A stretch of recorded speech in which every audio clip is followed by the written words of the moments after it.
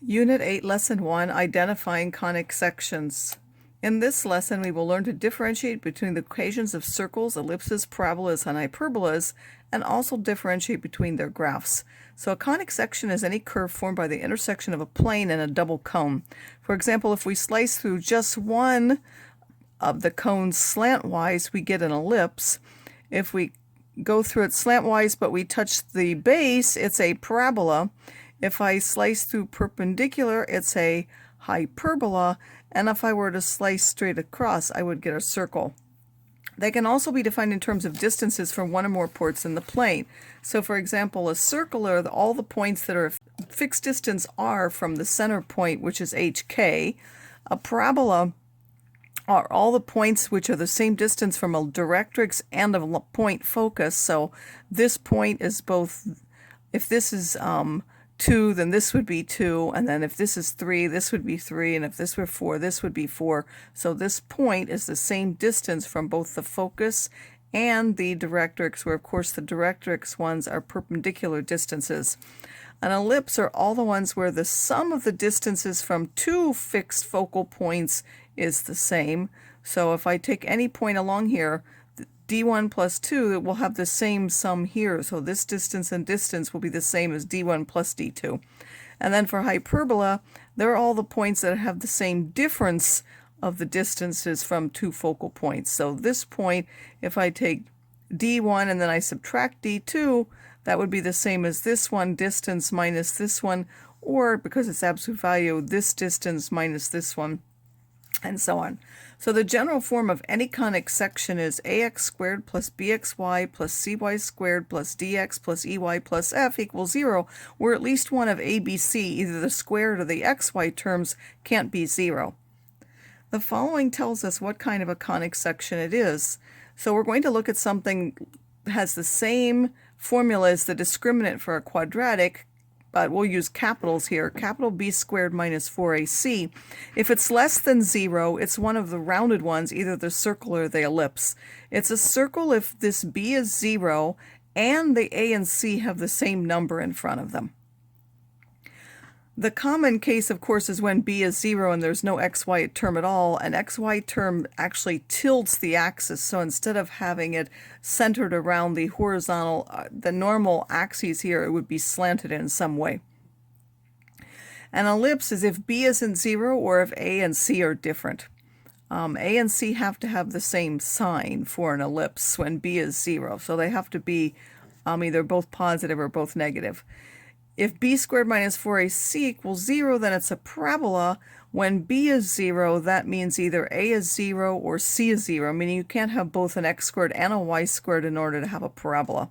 And a hyperbola, you have b squared minus 4ac is bigger than 0, and when b is 0, that means a and c will have opposite signs. So first we're going to look at the general case like this, and then we'll go into the very common case of b equals 0, which is when they're centered around the some horizontal and vertical lines.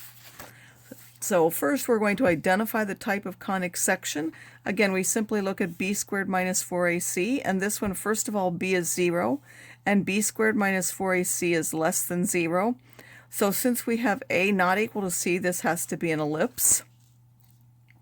B squared minus 4ac is equal to 0. That means it's going to be a parabola, and it has a tilted axis, meaning it's not going to be a horizontal vertical one because that's not 0, the coefficient in front of the xy term. This one we have b squared minus 4ac is bigger than 0, which means it's going to be a hyperbola. And finally this one, we have no xy term and the a and c values are the same. That will give us, again, a number less than 0, but this would be enough to tell us that was a circle. So we're only going to graph conic sections with b equal to 0. In this case, the axes are parallel to the x and y. As I said, you'll have a horizontal and a vertical axis that it's centered around. B not equal to 0 causes those to be tilted, and the rest of our discussion only applies to the case when b equals 0, which is the most common one to do. So properties of different conic sections are summarized in these tables that follow and that I gave you a handout for. So let me quickly run through those first. These are the things that you have to really know. A parabola has a vertex hk and a constant c, sometimes called p in different books or whatever, but we'll use c, is 1 over 4 times the absolute value of a. The foci on a horizontal axis or c units from the vertex are inside the parabola. So again, you can have symmetric across a horizontal line or symmetric across a vertical line. When it's across a horizontal line, the line of symmetry is horizontal and the directrix is vertical. Then this will be an x equal equation. And again, the focus has to be on the inside. So if it opens to the right, you'll add in that focus. If it's to the left, you'll have to subtract the value of c. If it's turning up, again, this is when a is positive, we'll turn this way, and a is negative for the x equation. For the y, if a is positive, it opens up. If a is negative, it opens down. The directrix is always parallel to the line of, or perpendicular to the line of symmetry, and the focus is on the inside, and then the directrix is on the outside of that shape. These are really not things that you're going to have to memorize, but if you just remember those properties, you'll be able to get these things. You do have to remember the form of the equation. The circle we already know about. We have x minus h squared plus y minus k squared equals r squared, gives all those points that are that same distance away. Of course, points in the circle, you simply go the radius out from the center, which is all this is telling you. An ellipse, there's a main axis and a minor axis. So the main one is the longest one and the minor one is the shorter one. So if the main one is horizontal, then the number a will be bigger here, and you'll start with the, you'll have the x minus h squared. This will be the biggest value, and then you'll have a y minus k squared over b squared, where b will be smaller than a. And then from the center, hk, you'll go out a this way and a this way, and then you'll go up b this way and b down this way. And then the foci are c away from the vertex as well. Again, where c now for an ellipse is a squared minus b squared. So the one that adds for the equation has a subtraction for the c squared formula.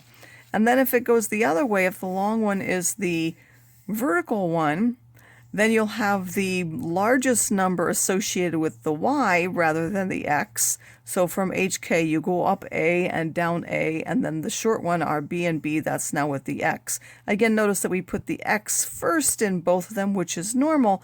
You have to look at whichever one is bigger. So if this is bigger, then the horizontal one will be the major axis, and if the one in y is bigger, then the major axis will be vertical.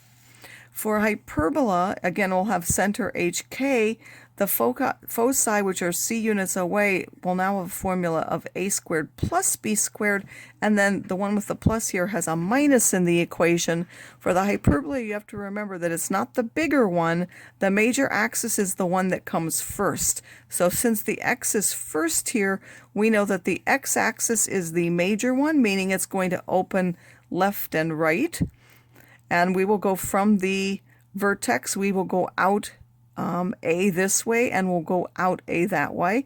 Then we'll go up a b and down a b, but we'll just make a box there. The b points aren't actually on the hyperbola, and I'll make a dotted box. What that does is it gives us where the asymptotes go. They go through the corners of that box. So after we've drawn our asymptotes, we'll then go from this point towards each asymptote, and that's how we'll graph the hyperbola. Again, the important thing to remember is that whichever one comes first is the one that decides the major axis for the hyperbola. So for this one, the y comes first. That means it's going to open up and down. Again, we go up a and down a in the y direction now, because this is the one that comes first. We go b left and right. Again, the b, those are not actually part of the hyperbola like they were for the ellipse. They just help us get this box. Again, we put our asymptotes and then we draw towards those asymptotes. So now if we go back to our examples here, in this particular case, we can tell that this is a hyperbola, and we want to be able to write the equation for that. So it has a center of 0, 0.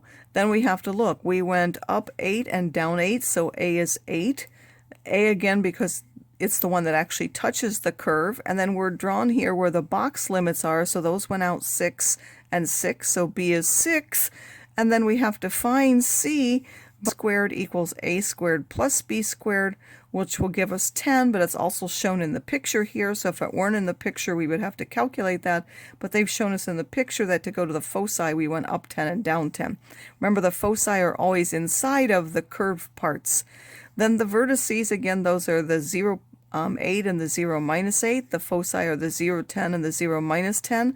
The asymptotes, of course, are these, and they have slopes of 8 over 6 and -8 over 6, so that's plus or minus 4/3. So they have equations y equals plus or minus 4/3 x.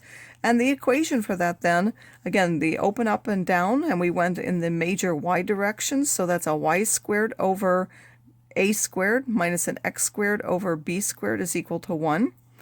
For this one, we have a parabola, and the focus is on the inside. That's 4 minus 1. The vertex is 4 minus 8. The directrix is this line, y equals -5. C, of course, is 7. Why? Because that's the distance between the vertex and the foci, so that's 7. A, which is 1 over 4 times C, has to be 1 over 28. Since it opens up and down, it's a y equals equation. It's a times, and then we're going to subtract the vertex, x minus 4 squared, and then add the outside one for the -8. This one's an ellipse. Again, the foci are these 2 points, so we have -2, and then 5 plus or minus the square root of 5. And then here, this is the major axis because it's the longer one. From 5 to 8 is 3, so A is 3. From -2 to -4 is 2, so this is 2. That's B. And then C, we could get by, if we didn't have it, C squared, is A squared minus B squared, and that would give us 5. But they're actually shown here in the picture. So we have that we're going up 5 to the focus and down 5 to the focus. So C is the square root of 5, but we could have also found that from this formula. The vertices, again, are the ones on the major axis. The covertices are the one on the minor axis.